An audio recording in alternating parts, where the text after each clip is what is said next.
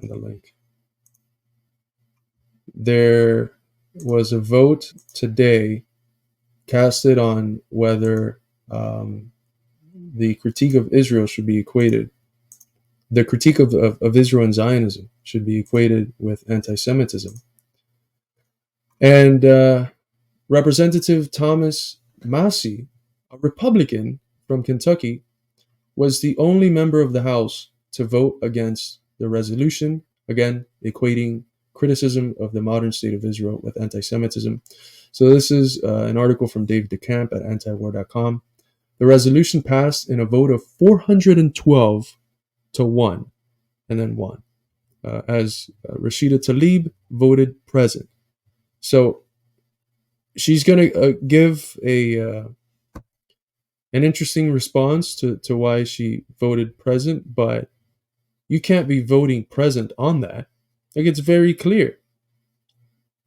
Do you want to equate anti-Zionism with anti-Semitism? If you vote present, then whatever anti-Zionist critiques you've made, whatever criticisms of Israel you've made, you have put yourself in a position where you're unable to affirm whether those criticisms are anti-Semitic or not. It's absurd. Why would you vote present? So again, this is the vacillation of the Social Democrats that we've talked about from the start.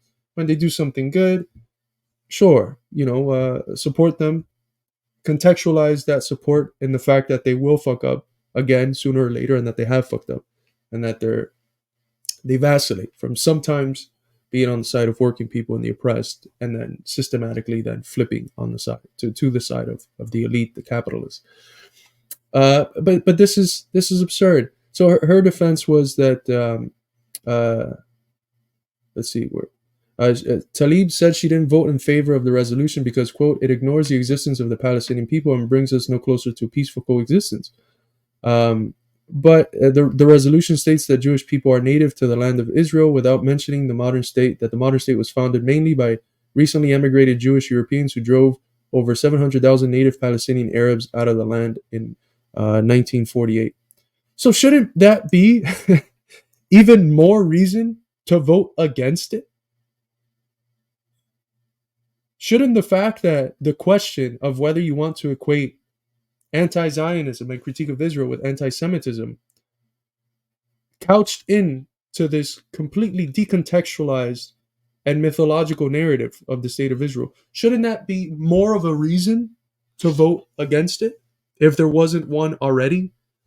So again, just the vacillation that we've come to expect from the so-called squad and the American progressive social democratic movement, which is in reality, if you consider progress from the Marxist standpoint, not progressive at all, or not very progressive.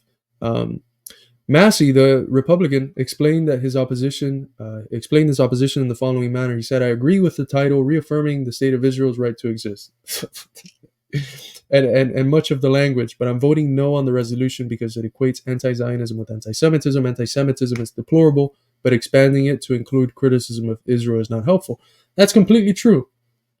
And you know what? It should be a fucking embarrassment that the one Palestinian member of the House, of Congress in general, really, wasn't able to vote after, all the work that she's tried to do for a ceasefire, her getting censored, where 22 people from the Democratic Party voted in favor of her censorship.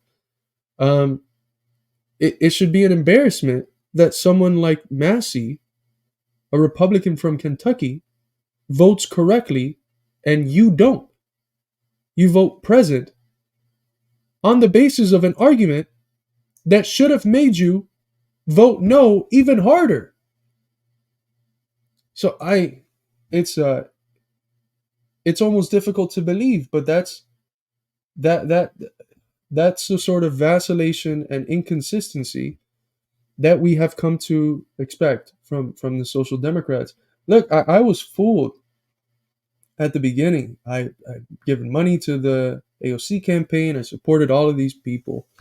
I had high hopes for Bernie when I was a young little Bernie activist, but fool me once, shame on you, but I can't get fooled again. To quote the great comrade George Bush.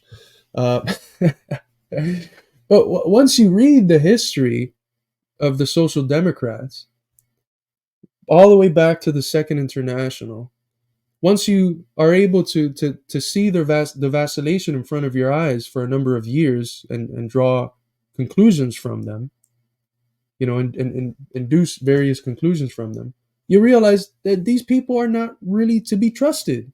Sometimes, when they wake up on the right side of the bed, they decide to be with the people. Sometimes, when they don't, they just reiterate what the elite says, or, as in the case of Tlaib, vote present, try to be neutral on a fucking moving train, as Howard Zinn would say, which is impossible. You can't be neutral on that vote. A vote present is effectively a vote yes. It's the same thing that the AOC did with the Iron Dome vote. Yeah, I didn't vote for it, but what'd you vote? Did you vote against it? Is there really any other option but voting for it or against it here? Absurd, but expected. It was sad. We've been covering the attacks that Rashida Tlaib has faced, and we've condemned those, and we've praised her for the work that she's done, calling for a ceasefire. Her and other progressives from so-called Squad. But that's horrible to see, and again, just it's archetypical of the inconsistencies of these so-called